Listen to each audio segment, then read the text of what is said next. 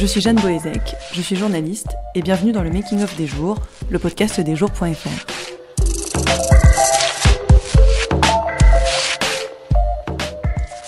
« 60 personnages, 41 affaires. Pour essayer d'y voir un peu plus clair dans les nombreux dossiers du pôle financier, les jours ont décidé de créer une infographie interactive. De Karachi à Fillon, chaque affaire est classée. Cet outil s'appelle le Magouillotron. Camille Polony, bonjour. Tu as donc commencé mi-septembre une série intitulée « À la poursuite de l'argent sale ». C'est une enquête sur le pôle financier et la justice anticorruption, où tu écris sur les magistrats, les juges, les policiers spécialisés, en bref, ceux qui sont chargés de combattre la fraude fiscale, la corruption ou les marchés truqués. Et rapidement, en fait, tu as créé ce qu'on appelle le Magouillotron. Est-ce que tu peux m'expliquer ce que c'est, cet outil ? Le Magouillotron, c'est un outil, c'est une sorte d'infographie dans laquelle on peut cliquer, qui permet de savoir où en sont les affaires en cours qui sont traitées par les juges financiers à Paris. Par exemple, toutes les affaires de corruption, de marché public, de financement des campagnes électorales sont recensées dans ce tableau. L'idée étant de pouvoir se rappeler comme ça où on en est de la procédure, quelles sont les étapes qui restent encore à parcourir, est-ce qu'il y a déjà eu un procès ou pas, est-ce qu'il y en aura un jour, et de pouvoir s'y retrouver dans ces histoires. Pourquoi est-ce que ça s'est appelé le Magouillotron ? On a cherché, on s'est dit que un nom comme le corruptomètre, c'était trop centré sur les affaires de corruption, et toutes ces affaires-là financières sont pas forcément des affaires de corruption. Donc ce serait un peu stigmatisant en fait pour les personnes impliquées de dire qu'elles sont corrompues simplement parce que elles ont par exemple fait bénéficier leur famille d'un emploi public. Ça peut arriver, c'est pas forcément de la corruption au sens propre. On s'est dit que on voulait une idée de mesure parce que finalement c'est un outil qui permet de savoir où on en est et un peu de prendre aussi la mesure de toutes ces affaires-là qui sont traitées par la justice. Donc c'était autour de affaires au maître, affaires au tronc. Magouillotron, on s'est dit que ça avait un nom un peu rigolo, que ça minimisait pas forcément l'ampleur de ces affaires, mais qu'en tout cas ça rendait la chose un peu plus légère, un peu moins grave que quand on parle de corruptomètre ou d'affaires au maître. Comment t'as eu l'idée du Magouillotron ? En fait, j'avais construit un tableau pour moi, pour mon travail quotidien, pour pouvoir m'y repérer, avec des dates, avec quelques résumés de certaines affaires, et puis un petit peu les étapes de procédure où on en était, et je me suis dit qu'on pouvait en faire profiter tout le monde en rendant cet outil public et en essayant de construire quelque chose, un petit peu sur le modèle d'un chemin de fer ou d'une ligne de métro avec des stations, pour que toutes les étapes de la procédure soient détaillées, qu'on comprenne un peu mieux comment les procédures se passent, et aussi qu'on sache dans chaque affaire où on en est. Est-ce que du côté des lecteurs, le Magouillotron, il vient pas justement les aider à ne pas perdre le fil dans ces affaires ?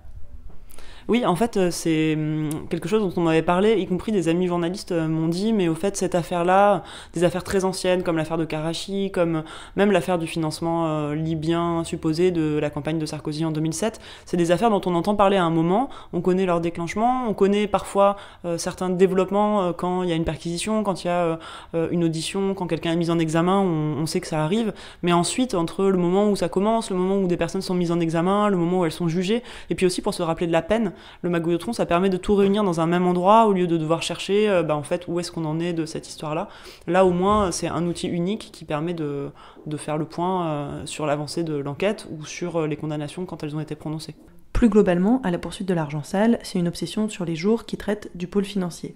Ces affaires sont difficiles à suivre à cause de l'étalement dans le temps qu'elles suggèrent. Qu'est-ce que le Magouillotron apporte en plus ?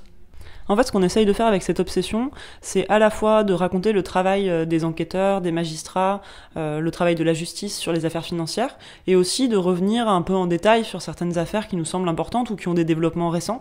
Donc cet outil, il est perpétuellement mis à jour au fur et à mesure de cette obsession.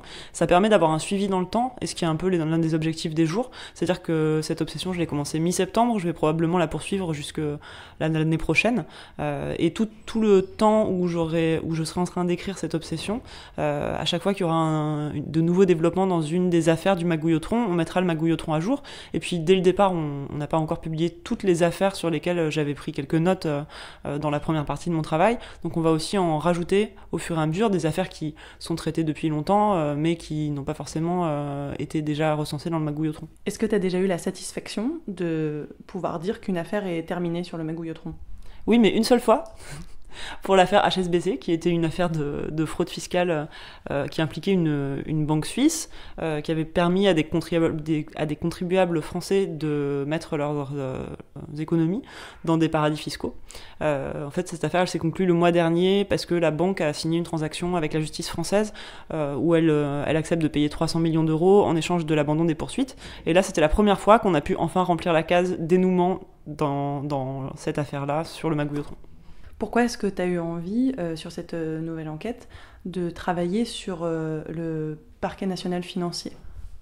En fait, on travaille sur le parquet national financier, aussi sur le pôle financier au sens large, qui est l'endroit où les juges d'instruction spécialisés dans les affaires financières et où les magistrats du parquet spécialisés travaillent tous ensemble. C'est une institution judiciaire qui est très importante du point de vue de l'intérêt public, parce que les affaires qui y sont traitées sont des affaires qui impliquent des responsables politiques ou des grandes entreprises. Et donc c'est forcément un centre d'intérêt pour les journalistes, cet endroit-là, sauf qu'on ne voulait pas seulement raconter quelles affaires en sortent, mais aussi raconter comment travaillent les gens qui passent leur journée à éplucher des dossiers, à essayer de faire avancer des enquêtes là-bas.